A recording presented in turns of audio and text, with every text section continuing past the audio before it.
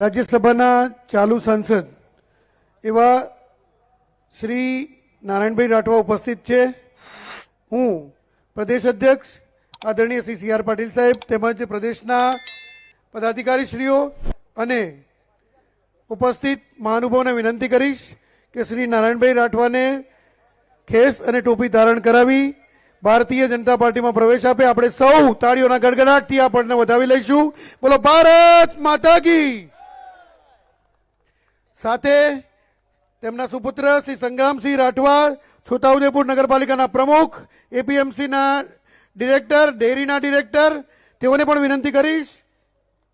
તેમને પણ આપણે સૌ તાળીઓના ગડગડાટથી વધાવીશું. હવે શ્રી ધર્મેન્દ્રભાઈ શાંતિલાલ પટેલ, જેમને આપણે દમાભાઈના નામથી ઓળખીએ છીએ,